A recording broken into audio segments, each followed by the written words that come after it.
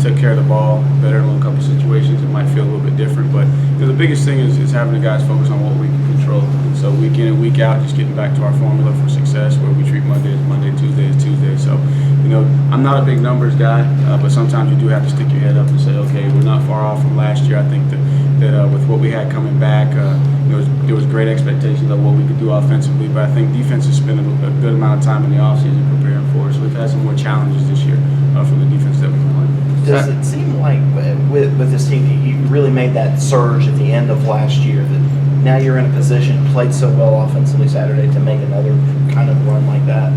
Well, the biggest focus for us is we tell the guys, and Coach Sweeney's been preaching it, since he started this program, is people remember what you do in November, and we want to peak at the right time. And so we're really just challenging our guys to play championship football going down the stretch. And we had an opportunity coming out of the open week to see if we can get ahead in the turnover margin. And obviously, we had 2 turnovers down at Florida State, but we were able to take care of the ball. So now we're just focusing on taking care of the football and playing our best football as we get into the month of November. Saturday was the earliest we saw Tavian out of the backfield. Has the light kind of come on from him just in terms of his understanding of the offense, pass protection, that sort of thing? Yeah, I think you just see more consistency in practice of the little things. I think we all know that he's very, very special when he gets the ball on the perimeter, but they're really teaching him to be physical and violent between the tackles. But it goes back to just the understanding of our footwork and our aiming point, what we're trying to do with the blocking scheme up front. Starting to see him be more physical in pass protection. He's got a very, very high football IQ, but just being able to understand the terminology. And whenever you got a quarterback like Deshaun back there, the biggest concern as a running back coach is, one, protecting the football when you hand it off, but more importantly, protecting the quarterback. So you're just seeing, a lot more confidence, a lot more attention to detail, the last couple of weeks. We also saw C.J. Fuller get more carries than Adam Choice in the first half. Has he kind of elevated in the pecking order? Right now, I'd say that CJ has a lot of confidence. And coming out of camp, we had some high expectations for him. It was just some things that he had to continue to prove to us from a maturity standpoint. We're really, really proud of where he is. And Choice had some opportunities early and it didn't quite go his way. But I was pleased with how all those guys play. I thought they all took advantage of their opportunities. Wish I would have got Tyshawn a couple more carries. But throughout the course of the game, the flow of the game didn't dictate that. But, I'm really, really liking the competition. And hopefully we'll have some more opportunity to give these guys opportunities to play. Because anytime we can develop the depth at every position, especially at running back, score numbers. You said you guys want to be playing your best in November. Do you feel like Saturday was the best you played on offense? I think it was, as a team, it was probably the most complete game that we put together, defense, offense, and special teams. Was really, really pleased with the ability to play a lot of guys, and it seemed like we were able to continue our rhythm throughout the course of the game.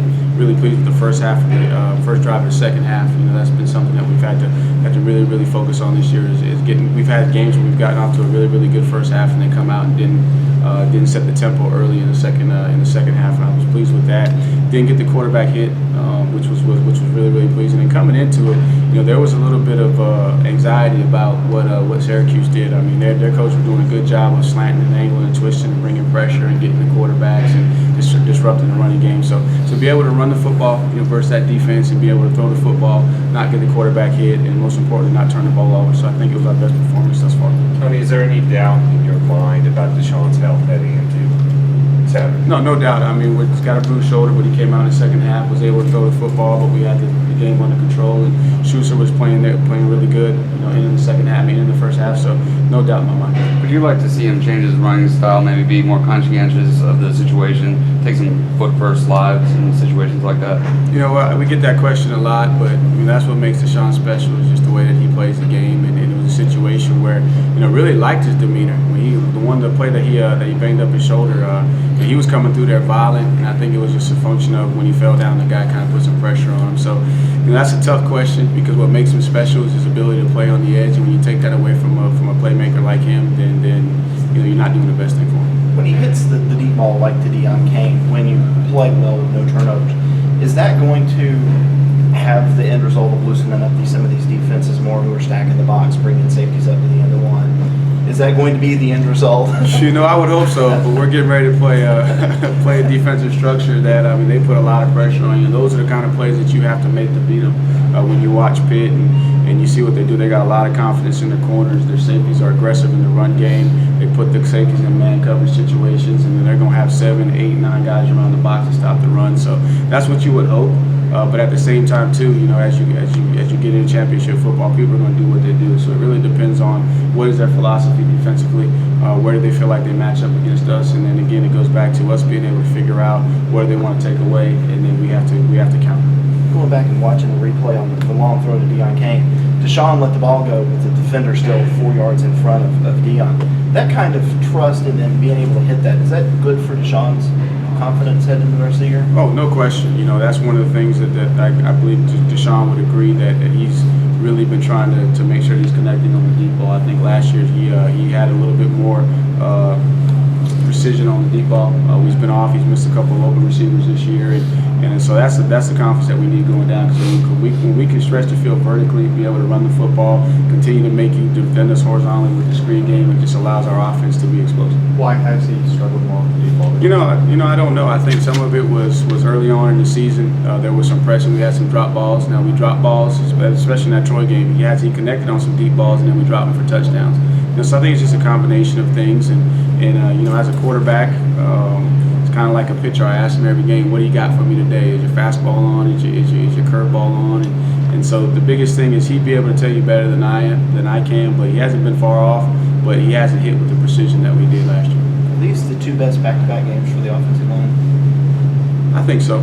To be able to go down to Florida State, and I think the numbers were a little bit deceiving. We had 4 sacks, but really on the offensive line, there was one that I thought that the offensive line was responsible for. I thought there were 2 situations where we flushed the pocket, we could have threw the ball away and avoided the sack. Then that's Deshaun, being an athlete, thinking that he can get back to the line of scrimmage or gain positive yards, and we get credited with a sack. And then to come out of this game, with a defensive front that's twisting and angling and bringing first and second down pressures, and then also jumping into odd structures on 3rd down. I thought they did a good job. So really pleased with the consistency. We got some few things to clean up in the run game because teams are not afraid to bring some of their pressures, and then when you have pressures on 1st down, 2nd down, run down situations, you got to make sure the communication gets passed all the way down the line of scrimmage. So I think they're really starting to gel, starting to come together. We just got to continue to stay balanced, continue to force the run game, and we're doing a good job of throwing and catching for the most part right now. Going up against a lot of good pass rushers this year, where does Price kind of rank in that? He's just in our conversations watching him, we compare him a lot to Carl Lawson in terms of his first step. Got a lot of quick twitch fiber to him, can bend the corner, not quite as long and as big as some of the pass rushers that we faced. So we're definitely going to have to do a good job of staying fundamentally sound, getting off the ball, getting off on the snap, so he doesn't get a beat on the edge on us, and then get our hands on him. But he plays with a motor. He makes a lot of plays for him. He can rush off the edge. He can go up and under on you. So it's going to be a good challenge for our tackles. Pat Narduzzi's known that man-to-man coverage on the outside. Is that something you've seen out of them on film so far? Oh yeah. I think that everyone's seen it. We've seen it on film. You watch it on Thursday nights when we've seen them on TV. But they got a lot of confidence in their corners. But they've had success too. You look at last game was probably the only game that got away from them. But they beat Penn State early in the season. They've hung in. They had North Carolina all the way down to the end. They were in the game all the way to the end with Virginia Tech. So they got a lot of confidence in what they're doing. They believe in their system. And it's hard. Once you get going to be able to change. Mid-season. So I anticipate that there may be a couple of tweaks and changes for us to just kind of maybe confuse the quarterback or change up some of our reads. But I anticipate they're going to do what they did. What were some things that you saw that Miami was able to exploit last Saturday? I thought Miami did a decent job of being able to run the football.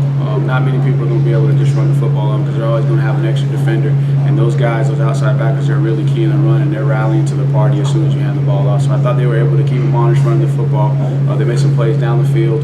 And then their guys just made some plays in space. Pittsburgh was in position and they just missed a tackle. And then once they missed a tackle because of the man coverage, just like running the option versus man coverage, if you miss a tackle, then there's a lot of running room after the play. Are you a momentum guy? And how much can that help this offense going even into December to try to finish this mark strong? I think that for us, getting that first down, is critical to our success. And especially early in the game, we come out and we can put points on the board. We get the momentum going, and I think that helps us offensively. But I think that it just helps us as a team as well because it allows our defense to be able to pin their ears back and knowing that the offense is in rhythm, that we're being able to put up points, they can be more aggressive. So I think the momentum is huge. Got to have it definitely. And last year we probably didn't play our best football in the month of November last year, and that's something that we're challenging our guys, as a team, to make sure that we carry the momentum that we have coming off the Florida State game, which is the end of October, beginning of November, last week's game, and then just carry it out throughout the rest of the year. Anticipate Sean Pollard getting some more snaps this week? I anticipate. We're excited to see where Jake is when we return to practice. Hopefully the minor setback will have him ready to go. But was pleased with his play between him and Ankrum. They did a really, really good job of filling in there for Jake. So I'm excited about their future. Thank you, Coach. All good. Thank you, Coach.